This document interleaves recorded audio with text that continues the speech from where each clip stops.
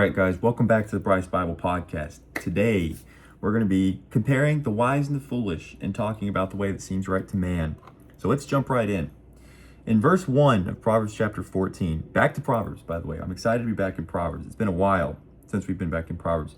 Verse 1 of Proverbs chapter 14 says, "Every wise woman buildeth her house, but the foolish plucketh it down with her hands." So we're going to immediately turn to Proverbs chapter 9. And we're going to read about the different women here that we've talked about before, the wise woman and the foolish woman. So to summarize, the wise woman is building. In verse 1, wisdom's building her house. She's hewn out her 7 pillars. She's killed her beast. She's furnished her house. She's made a feast for her people. She's sent out her people to do their work. And then this compares wisdom, the wise woman, to the foolish woman. In verse 13 of Proverbs chapter 9, it says, "The foolish woman is clamorous. She's simple. She doesn't know anything. She's calling about to do whatever she desires. She's calling passengers who go on their way to call them into her to get them to go her way."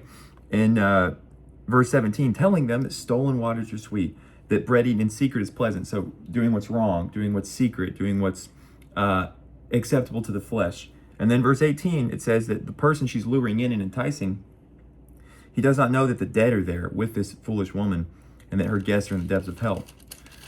So turning back to Proverbs 14, we read, "The wise woman builds her house, the foolish plucketh it down with her hands," which is just an immediate callback right there and a reminder that, hey, we've got a choice here. A choice of, first of all, who we are and who we surround ourselves with. Will we be wise? Will we build our house? Will we live in the right way? Or will we be foolish? Will we pluck down our house with our hands? Will we hurt ourselves and hurt those around us? And ultimately, the choice is ours. We get to decide who we're going to be, where we're going to go, and what we're going to do. We can read in verse 11, "The house of the wicked shall be overthrown, but the tabernacle of the righteous shall flourish." I think this is interesting. A note from Matthew Henry on this is that the house of the wicked, so it uses the house of the wicked and the tabernacle of the upright. So let's just think about what those are. First of all, a house, right? It's a permanent dwelling place. It's something secure. Oftentimes in the scripture, in the Proverbs, there will be examples of a house, a big castle, a dwelling place. It's a broad place to live. It talks about it in relation to the foolish woman. At one point, it says that it's better to live in the corner of a housetop than in a broad house, in a big house, but with a woman who's like a dripping faucet, with this foolish woman. But here, it says, if the wicked have a house, if they have a castle, if they have a great place to dwell, it will be overthrown. But the tabernacle of the upright shall flourish. We can see the ultimate example of a tabernacle. The first tabernacle is when the Israelites have left Egypt and they're going into the promised land, and they build this tabernacle that they take with them to have the glory of God with them, to travel with them. And this was not a permanent dwelling place. The tabernacle was picked up, carried, moved as they went from place to place throughout the desert. And here it says that the tabernacle of the upright shall flourish. So even if we don't have a permanent resting place, even if we don't have a wide house, even if we don't have a castle like the wicked may have, we will flourish because we are in the right way. And verse 2 says, "He that walks in his uprightness fears the Lord, but he that is perverse in his ways despises him." So if we're upright, it doesn't matter our material surroundings. If we have a lot, if we have a little, if we have a house, if we have a tent, if we have a permanent dwelling place, somewhere we can count on in a physical way, or if we don't. It doesn't matter our surroundings. It matters that what's in our heart is the Lord, and the orientation we have that we're pointed towards is the Lord. Verse 12, I wanted to point out, "There is a way which seemeth right unto a man, but the end thereof are the ways of death." This verse is reiterated in Proverbs 16, verse 25, which says the exact same thing. "There is a way that seemeth right unto a man, but the end thereof are the ways of death." And I want to compare this to Jeremiah 17, verse 9, which says, "The heart is deceitful above all things and desperately wicked. Who can know it?" So if there's a way that seems right to us, but we're told that our heart is desperately wicked and deceitful above all things, then how can we trust that way?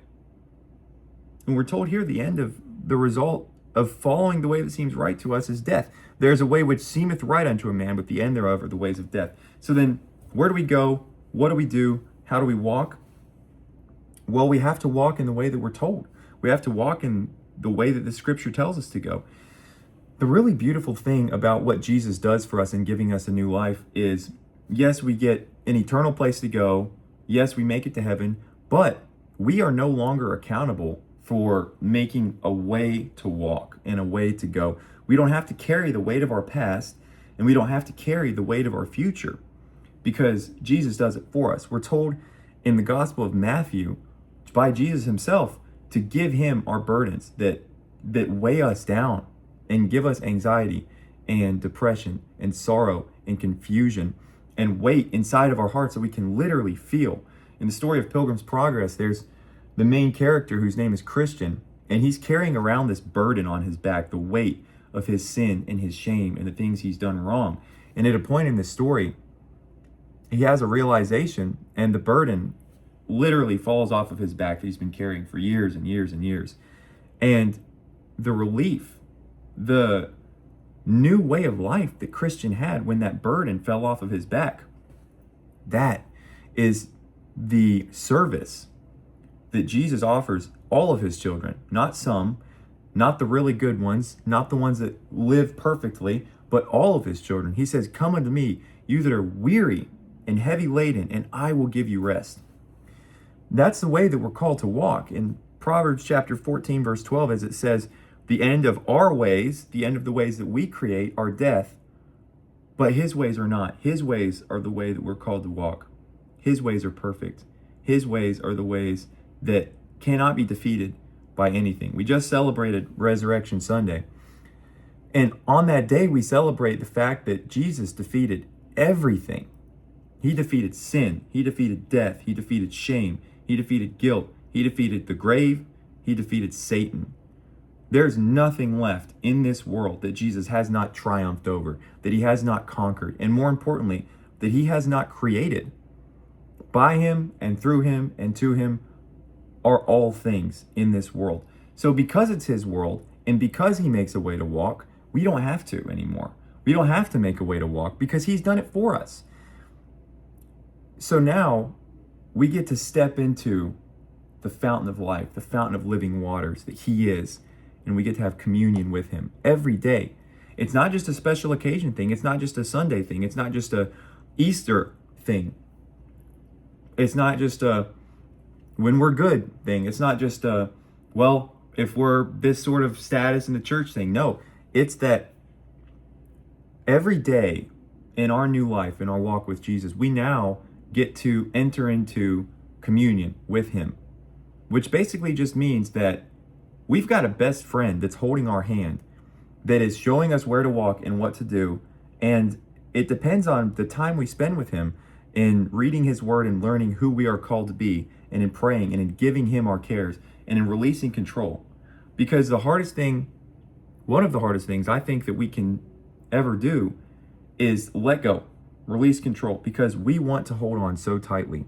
There's a way that seems right to man. We want to make this way happen. But when we let go, when we give it to God, we realize that there is a better way to walk. And we get to walk in that way every single day with our perfect, loving Creator holding our hand, walking by our side, and showing us how to live.